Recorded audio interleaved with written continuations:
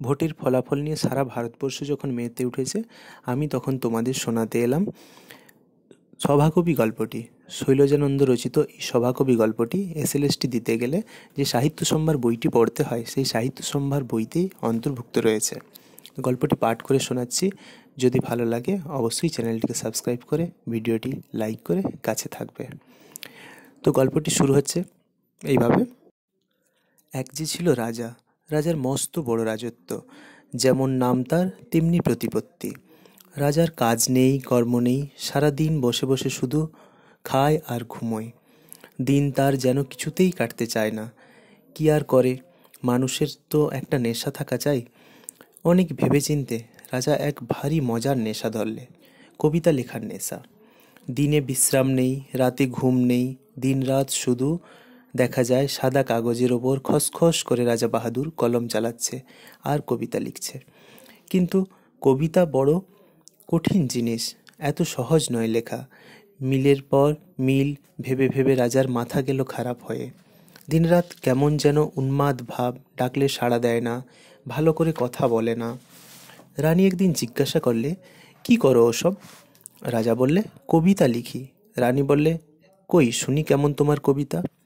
রাজা একটি একটি করে কবিতা পড়ে আর রানীর মুখের পানে তাকায়। রানী বললে, ভারী চমৎকার। রাজার খুশি আর সীমা নেই। 5 নম্বর কবিতাটি ছিল একটুখানি বড়। রাজা সেটি পড়ে শেষ করে রানীর মুখের দিকে তাকাতেই দেখে রানী ঘুমিয়ে পড়েছে। রাজা একটুখানি হাসলে, হেসে কবিতার খাতাটি দিলে বন্ধ করে। রাজা বোকা ছিল না, বুদ্ধি ছিল তার অসাধারণ। কবিতার খাতা সেই যে বন্ধ করলে, একটি দিনের তরেও আর সেটি তাকে খুলতে দেখা গেল না। পাত্র মিত্র সভাসদ সবাই অবাক। মন্ত্রী জিজ্ঞাসা করলে, কবিতার নেশা কি আপনার কেটে গেছে রাজা?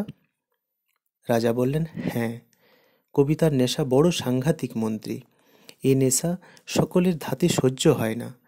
তারপর হঠাৎ একদিন রাজার মাথায় কি খেয়াল চাপলো, মন্ত্রীকে ডেকে বললে, রাজ্যে প্রচার করে দিন, যে লোক সবচেয়ে ভালো কবিতা লিখতে পারবে তাকে আমি আমার সভাকবি করব।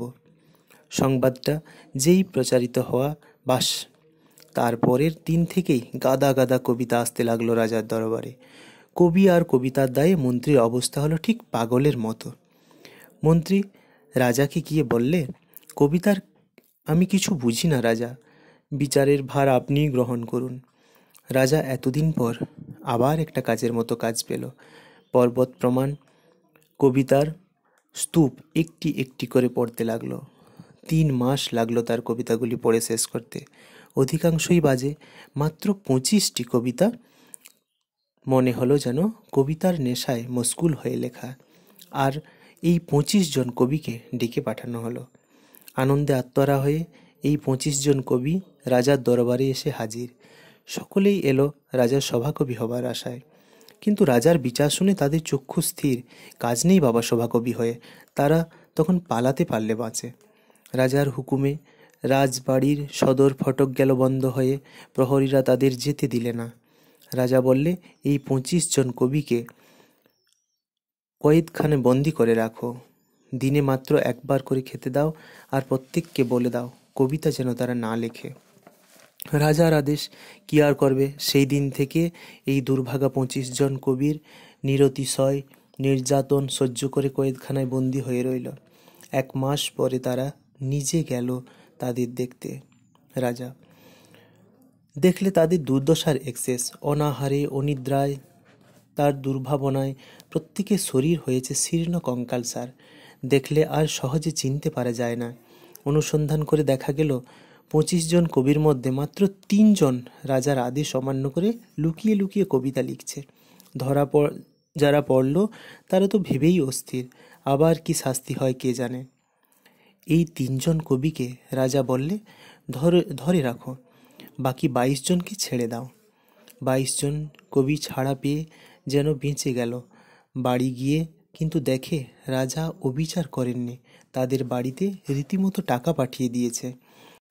এদিকে যে 3 জন কবিকে ধরে রাখা হয়েছে, রাজা বললে তাদের ডাকো।